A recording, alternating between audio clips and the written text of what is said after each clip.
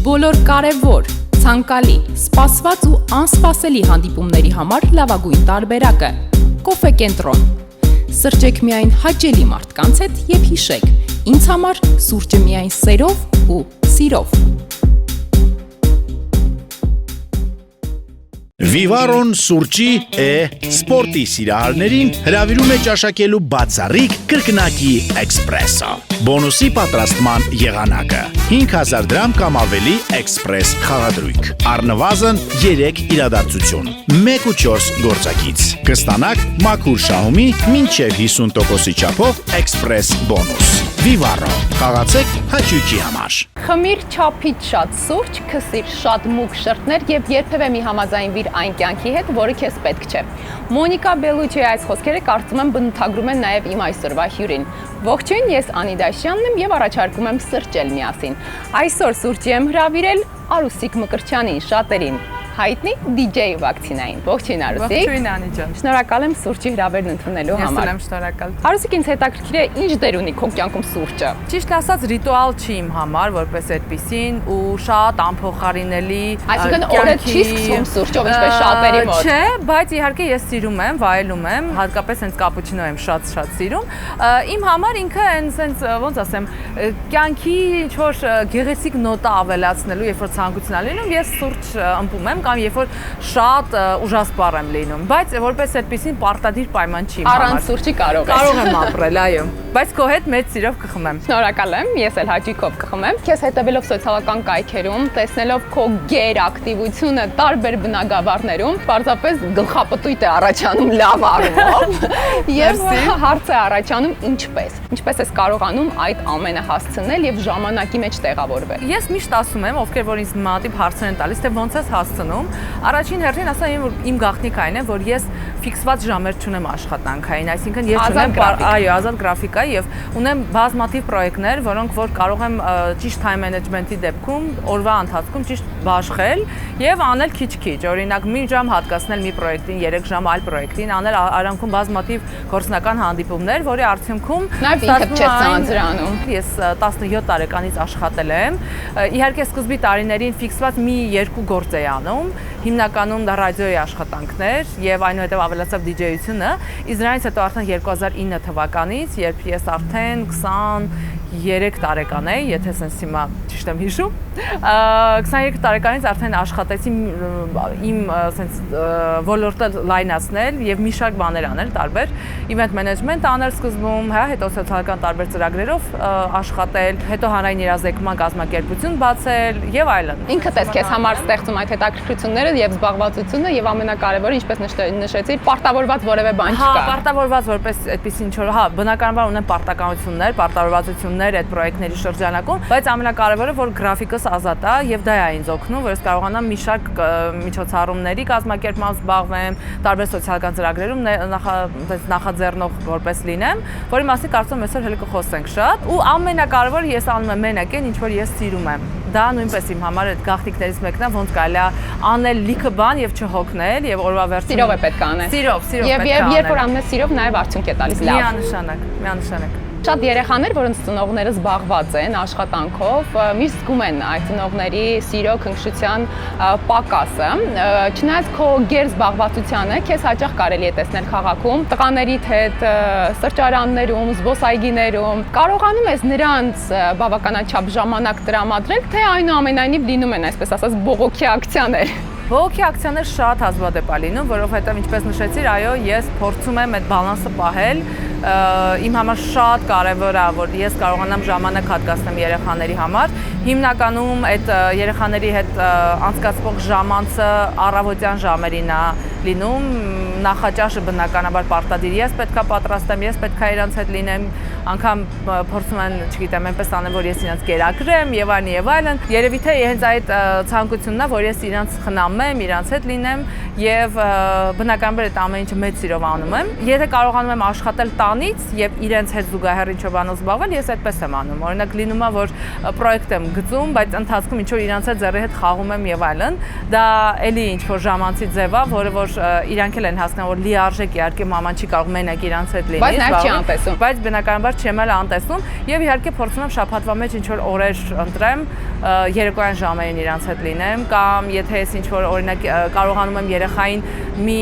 խմբակի ստանեմ այլ խմբակ եւ ես դա անեմ, այլ ոչ թե տաքսիով դա լինի կամ ինչ որ մեկը օգնական անի, դա էլի ես եմ անում, փորձում եմ ընթացքում խոսեմ իրանց հետ, հասկանամ օրինակ օրը ոնց է անցել, ինչ լավ տպավորություններ ունի այդ օրվանից կամ ինչ ցա որ ինքը տրամարությունը իր ընկել է եւ ինչպես կարող եմ ես իրան օգնեմ, աջակցեմ, որ ինքը այդ հոգեբանական խնդրից օրինակ դուրս գա։ Այդ ընթացքում բնականաբար ես փորձում եմ մաքսիմալ ներգրաված լինեմ իրանց կյանքում եւ այդպես բալանսը պահեմ, շատ կարևոր է։ Արզիկ տարբեր թեմաներով շատ ակտիվ է սոցիալական կայքերում, այդ թվում նաև քաղաքական։ Հետաքրքիր է, որևէ խնդրի առաջ երբևէ չես կանգնում քո միտքը արտահայտելուց, քո կարծիքը գրելուց այս կամ այն թեմայի վերաբերյալ։ Բարեբախտաբար դեմոկրատիա եւ ազատ խոսքը իրոք կա մեր երկրում։ Ես կարծում եմ, որ մենք այնուամենայնիվ այդ ճանապարհին ենք, երբ մարդիկ կարող են բնականաբար խոսքի ազատությունը վայելեն, բայց իհարկե երբեմն տեսնում ենք, որ օրինակ ես իմ օրինակով չեմ ասում, որ այդ խոսքի ազատությունը ինչ-որ սխալ ձևով են օգտագործում մարդիկ։ Ամեն դեպքում ես երբևիցե չեմ կաշկանդվել, ասեմ իմ միտքը ասած ազատորեն եւ ընդհանրապես ես իմ ամբողջ եւ այդպես պատմության մեջ, որ ես սոցիալական ցանցերում ազատորեն իմ միտքը արտահայտում եմ, մի անգամ է եղել նմանատիպ խնդիր, դա եղել է աղանդներից մեկի հետ կապված, երբ որ ես գրել եմ իմ կարծիքը, մի շարք զանգեր ստացա եւ ավելի շատ ինչ-որ շանտաժի լեզվով էին խոսում իմ հետ, հեռացրու թե չէ այսպես, թե չէ այնպես։ Հիմա բնականաբար չեմ ուզում այդ անունը տամ, որովհետեւ դա գովազդ իրանց համար կլինի եւ շատ ճոխ գովազդ կլինի։ Պարզապես ես բնականաբար իմ մոտեցումներ ունեմ, իհարկե ես չեմ հանել այդ գրառումը, այդ այսպես ասած շանտաժներից հետո կարծում եմ, որ յուրաքանչյուր ոք Հայաստանում, ամառ եթե ինքը պատասխանատու քաղաքացի է, ինքը պետք է այնուամենայնիվ իր կարծիքը ասի, եթե անգամ դա քննադատական կարծիք է։ Ես օրինակ ինչպես նշեցի, բավականին ակտիվ եմ նաև այդ առումով։ Եթե ես կարող եմ լավ բաները տեսնեմ եւ գովեմ, միանշանակ դա չի նշանակում, որ միայն պետքա սպիտակի մասին խոսեմ։ Եթե ես վատն եմ տեսնում, բնականաբար վատի մատել մասին եմ խոսում, եւ անգամ դա կարող է լինի նույն քաղաքական գործիչը։ Բնականաբար ինքը կարող է լավ գործ անի, ինքը կարող է մի ամսից հետո վատ գործ անի, եւ կարծում եմ դա նաև շատ-շատերի համար սթափեցնող գործոն է, երբ որ մանավանդ ինֆլուենսերները սկսում են առողջ քննադատել, եւ դա կարող է լինի այդ մարդկանց համար նույն թեկուզ քաղաքական գործիչների համար ինչ որ որոշիչ, որպեսզի իրանք հասկանան, արդյոք իրանք ճիշտ ուղղությամբ են շարժվում եւ ճիշտ որոշումներ են կայացնում, թե ոչ։ Այսօր շատ կարևոր են սոցիալական կայքերը այդ առումով։ Այո։ Այնուամենայնիվ, ինչը կամ ով կարող է քեզ ստիպել, ջնջել, հեռացնել քո արտահայտած միտքը, կարծիքը, մեկնաբանությունը։ Ճիշտ ասած, եթե ես գամ, որ իմ արտահայտած միտքը եղել է շատ էմոցիոնալ եւ ինքը օրինակ ինչ որ վտանգ է ենթադրում։ Օրինակ, այս վերջերս եղավ նմանատիպ մի հատ post իմ կողմից, դա վերաբերվում էր Տավուշի երեխաներին այնտեղից բերելու եւ մեր ընտանիքներում պահելու ժամանակավոր իհարկե, այն շրջանում, երբ որ պատերազմ էր շատ այտենց ակտիվ այնտեղ, այդ երեխաներին մենք մտածում ենք ամեն ձև օգնենք, որպեսզի նրանք նախ հեռու լինեն բոլոր ռիսկերից եւ միաժամանակ կարողանանք իրանց տանք թեկուզ Երևանի հետ կապված ինչ որ ժամ անց հետաքրքիր եւ մինչեւ այդ ընթացքը կհարթվեր, մենք կարողանանք այդ երեխաների համար հնարավորինս ապահով եւ ուրախ պայման ստեղծենք եւ ժամանց ստեղծենք եւ ինձ զանգահարեցին եւ խնդրեցին, որպեսզի այդ post-ը հեռացնեմ, որովհետեւ դա իրենց հերթին կարող էր իր հերթին կարող էր տագնապ առաջացնել նույն այդտեղի բնակիչների համար եւ մտածեմ, որ տարհանումների արվում եւ համարտական գործողությունների հետ կապված այդ տարհանումը չեն ուզում օֆիցիալ ասեն, որ տարհանում կա եւ մենք ինքներս ենք որոշել այդպիսի բան անել եւ բնականաբար ես հասկացա, որ միգուցե այո, այստեղ կարիքը կա, վնաս կարող է լինի եւ միանշանակ ես այդպես չի, որ երկու ոտով մի կոշիկի մեջ դրված պետք է ասեմ, չէ, եթե ես post դրել եմ, ինքը պետք է չհեռացվի։ Իհարկե, եթե նմանատիպ օրինակ արձագանք լիներ, բայց ես չգտնեի, որ իրական օբյեկտիվ մոտեցում կա, ես հաստատ չէի։ Այսինքն ինքդ հասկացար, որ ճիշտ է հեռացնելը տվյալ դեպքում եւ հեռացնել։ Կարող ենք մենք ինչ-որ մի բան անել եւ տեսնենք, որ դրական էֆեկտը ավելի քիչ է, քան բացասականը եւ այդ դեպքում օքեյ է, եթե հեռացնես։ Շատ երկար ժամանակ պայքարում էիր ծխելու դեմ, ոչ ծխելուն։ Հետաքրքիր է ինչ արդյունքներ գրանցվեցին այդ ընթացքում եւ արդյոք պայքարը ավարտված է։ 2009 թվականից եմ պայքարում ծխախոտի եւ ծխախոտի հետևանքով վնասների նվազեցման համար եմ պայքարում, որ հնարավորինս նվազի այդ վատ էֆեկտը եւ մարդիկ թողնեն ծխելը, մարդիկ գիտակցեն, որ իրենց առողջությունից թանկ բան չկա, իրանք հասկանան, որ դա վնասակար սովորություն է ու դա հիվանդություն է, որին պետք է վերաբերվել adekvat կախվածություն է։ Պետք է գիտակցեն, որ ոչ մի առավելություն չկա, երբ որ դու ծխում ես։ Ամբողջը վատ էֆեկտ է, հա։ Եթե օրինակ ալկոհոլին ասենք ալկոհոլի մասին խոսենք, օրինակ ոնց է ասում են, որ մի բաժակ 200 գրամ կարմիր գինին ինքը գոնե ինչ-որ ձևով դրական էֆեկտներ ունի այնտեղ սրտանոթային համակարգի համար լավ է։ Իսկ ծխախոտի դեպքում բացարձակ, երբ որ մարդիկ ասում են, այ մեր նյարդերն հանգստանում եւ այդ ամեն ինչ իլյուզիա է։ Դա ունի որոշակի ֆիզիոլոգիական բացատրություն, ոնց է բիոքիմիական, հա, ոնց է դա տեղի ունենում եւ դա դրական ոչ մի ազդեցություն չունի, այսինքն պետքա դեռ adekvat վերաբերվել եւ պետքա օբյեկտիվ նայել այդ ամեն ինչին եւ 2009 թվականից այդ պայքարին sense լծվեցի ամբողջ ուժով։ Սկզբում դա շատ sense զուտ էնտուզիազմով արվող գործ էր եւ ես փորձում եմ պարզապես իմ սիրողական մակարդակով հա ինչ-որ բաներ անել։ Հետո սկսեցի արդեն տրեյնինգներ, սեմինարներ, բուհերում, դպրոցներում, անգամ մանկապարտեզներում, ինչ-որ sense ավելի ցածր, ոնց որ ամեն մի խմբի համար համապատասխան ինֆորմացիա է պատրաստում եւ տրամադրում էի։ Դրանից հետո արդեն սկսեցի ՀԿ-ով աշխատել այդ ուղղությամբ, մի քանի շարք կազմակերպությունների հետ համերգներ, միջոցառումներ, հանրային իրազեկման միջոցառումներ կազմակերպեցի եւ ես շատ ուրախ եմ, որ 2018 թվականից արդեն իմ ՀԿ-ով եւ ես անձամբ սկսեցի աշխատել առողջապահության նախարարության հետ համատեղ։ Ես աշխատանքային խմբում էի ներգրաված եւ մենք զուգահեռ տանում ենք այդ մարքեթինգային ստրատեգիան, ինչ ձևով պետք է այդ ինֆորմացիան տալ մարդկանց։ Իմ համար շատ կարեւոր էր, որ ես ոչ թե դա զուտ ուղղակի սիրողական մակարդակով անեմ, այլ դա լինի արդեն մասնագիտորեն,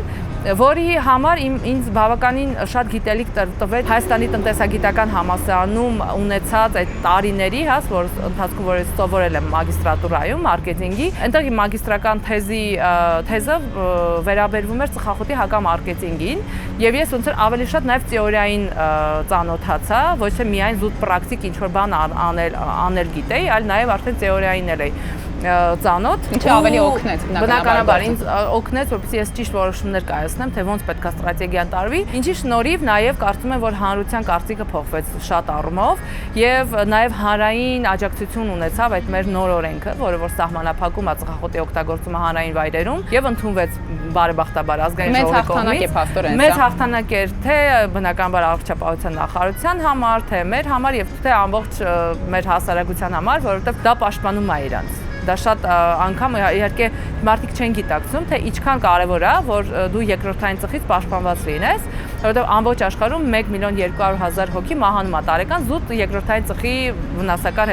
ազդեցության հետևանքով։ Այսինքն, երբ որ դու пассив ծխող ես, այսպես ասած, շատերը վատ սովորությունների դեմ սկսում են պայքարել, երբ որ սեփական մաշկի վրա են զգում։ Դու զգացել ես քո սեփական մաշկի վրա, թե պարզապես միշտ դեմ ես եղել։ Ես երբեք չեմ ծխել, մարդիկ կան, որ չգիտես ինչի, իրենց թվում է, ես ինչ-որ ծխել եմ եւ դրանից հետո որոշել եմ, որ պետք է չծխեմ եւ այլն։ Իմ համար միշտ ծխելը եղել է իրոք շատ տհաճ սովորություն։ Իհարկե ծխողներին ես չեմ կարող քննադատաբար վերաբերել, որովհետեւ դրանք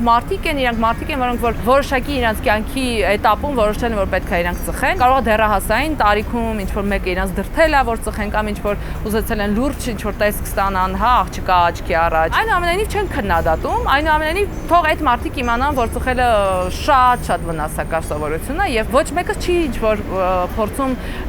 վնասները ինչ-որ ուղղճացնի։ Չէ, մենք խոսում ենք adekvat ձևով։ Պարզապես պետք է անդադ բարձրաձայնել դրա մասին, որպեսզի թեկուզ ծխող մարդը գիտակցի այդ պահին էլ, որ ինքը իրեն վնաս է հասցնում եւ եթե մեկը որոշի, որ այլևս չի ծխելու, դա արդեն հաղթանակ է։ Միանշանակ հաղթանակ է։ Իդեպ ասեմ, այդ հաղթանակները շատ են եղել իմ կյանքի ընթացքում, որ ես մարդկանց հասցրել եմ այն этаպին, գիտակցորեն, որպեսզի իրանք որոշեն, որ պետքա թողնեն։ Արդեն մոտենում է 500 հոգու, մենակ անձամբ որ ես եմ, հա, այսպես sense ոչ թե ստիպել, այլ հասցրել են մտքին, որ իրանք պետք է թողնեն։ Դա 10 տարիների ընթացքում է եղել։ Եվ բավականին լավ արդյունք է կարծում եմ։ Այդքանը մենակ իմ շրջապատում, իսկ շատ այլ մարդիկ թողել են ծխելը, կարծում եմ մեր no smoking Armenia Age-ին հետևելով, որովհետև այնտեղ արդեն բավականին շատ մարդիկ կան, ովքեր որ ակտիվ են, ովքեր որ հետևում են, իրենք տեսնում են այդ ինֆորմացիան ստանում են եւ կիսվում են ամենակարևորը, ինչը շատ կարևոր է նաեւ այս հանրային իրազեկման արշավի շարունակական լինելու համար։ Իդեպ ասեմ, պայքարը բացարձակ չի ավարտվել, մեր օրենքը հա մեր նաեւ ջանքերով ընդունվեց, բայց այնուամենայնիվ այդ օրենքի իմպլեմենտացիան, թե ոնց պետքա լինի, թե մարդիկ ոնց պետքա ինֆորմացվեն, հա, ինչ սահմանափակումներ կան եւ այլն, այդ ինֆորմացիա շարունակական բնույթ շարունակվի, հա։ Եվ ես իհարկե շատ կուզեի, որ բացի այդ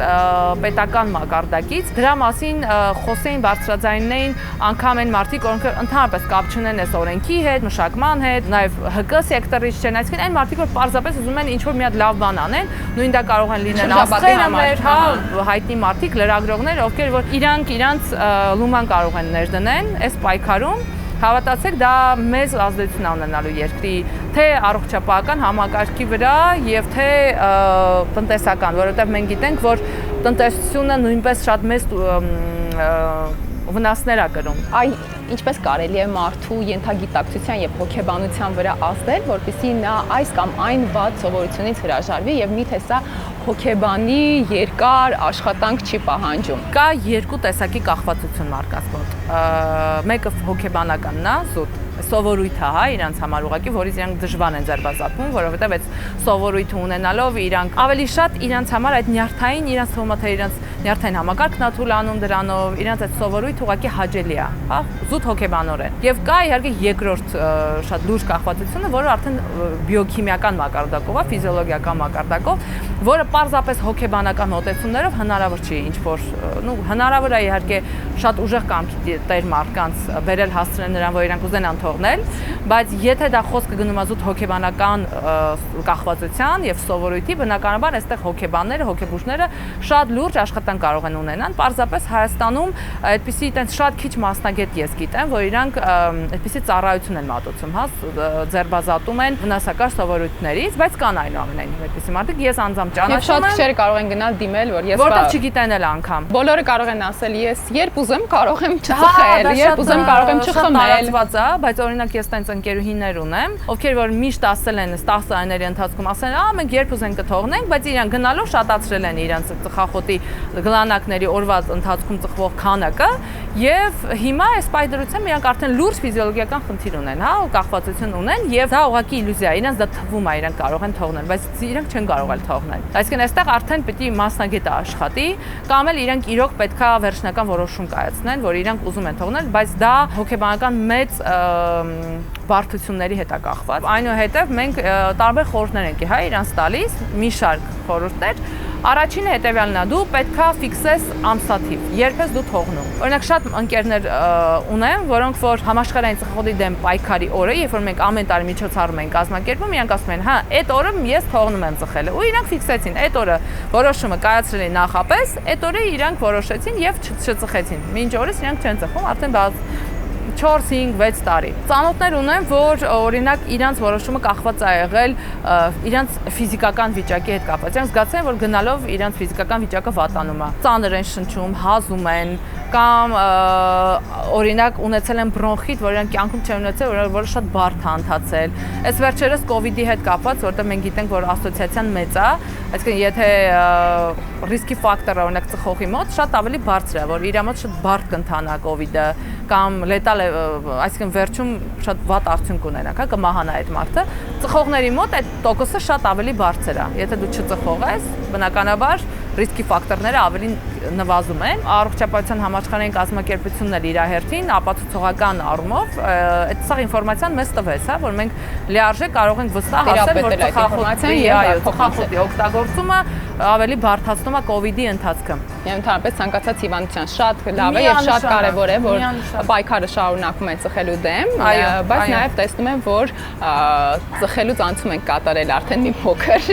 միավորվելու ժամանակն է։ Այ ինչ է իրանից ներկայացնում։ Մի փոքր միավորվելու ժամանակն է հարթակը ստեղծվեց այն ժամանակ, երբ որ հասարակության մեջ պառակտումը շատ sense ակնհայտ էր, մարդիկ իրար միս էին ուտում, ինչ որ բաժանվել էին փոքր ջոկատների եւ փորձում էին ամեն մեկը պայքարել իրաց ձևով եւ պարզապես պատրաստ էին ոչնչացնել մի քիչ այլակարծիք մարդկանց։ Մեր մոտ մի քիչ տենց խնդիրը կա, այսինքն մենք շատ sense սև սպիտակ բաժանվելու հակում ունենք։ Բոլորս լիդերներ ենք։ Բոլորս լիդերներ ենք, ուզում ենք մեր ասածը մենակ առաջ տանենք, չենք ընդունում այլակարծություն եւ պատրաստ ենք սպանենք բոլոր այն մարդկանց, ովքեր որ այլ ձևի են մտածում։ Կար խնդիր նաեւ սահմանի վրա եւ կար խնդիր նաեւ COVID-ի հետ կապված։ Այդ բոլոր 3 ֆակտորները իրար հետ վերցրած ու կարող էր բերել շատ վատ հետևանքների։ Բնականաբար այդ ընթացքում պարզապես ես ուղղակի որոշեցի, որ պետք է բացեմ մի հատ հարթակ, որտեղ ոչ թե պարակտում է գնում եւ փորձում ենք ոչ թե ինչ որ մարդկանց խմբերի բաժանենք եւ քաղաքական ինչ որ տես մանիպուլյացիաներ անենք եւ այլն, այլ ընդհակառակը ասենք, որ հայերս միշտ պայքարել ենք եւ միշտ հաղթել ենք այն ժամանակ, երբ որ մենք միասնական ենք եղել։ Եկեք միանանք, եկեք պայքարենք մեր թե արտաքին թշնամու դեմ կամ թե այս մեր կոവിഡ്ի դեմ պայքարենք եւ համախմբված անենք այդ ամեն ինչ, այլ ոչ թե ինչ որ ջոկատների բաժանվենք ու ամեն մեկը ստենց քարեր նետենք մյուս ջոկատի ուղղությամբ։ Նպատակը այդ ռազմահայրենասիրական ոգին բարձրացնելն էր, ինչ որ դրական գործ, այսինքն փոփոխություն անել, փորձել նաեւ ինչ որ ձևով աջակցել Տավուշին։ World Vision-ի հետ մենք սկսեցինք համագործակցել եւ ոչ թե համագործակցել, այլ պարզապես օգնել World Vision-ին, որպեսզի իրանք կարողանան այդ թաքստոսների համար պարագաները հավաքեն եւ միաժամանակ դες տարբեր մարդկանց փորձում է օգնել։ Իհարկե դա զուտ բարեգործական հարթակ չի, որովհետեւ բարեգործության, բայց այս հարթակի հիմնական միսիան դա համախմբվածությունը նորից մոդայիկ դարձնելն է, մարդիկ պետք է համախմբված լինեն եւ պետք է հասկանան, որ երբ որ հայերս պարակվում ենք, մենք միայն կորցնում ենք այս ժամանակը։ Դե շատ լավ է հնչում, համախմբվածությունը նորաձև է։ Այո։ Իհարկե նորաձև չէ, համախմբվածությունը նորաձև է։ Այսպեսի հարցի եմ ուզում անդրադառնալ, Արուսիկ, նախկինում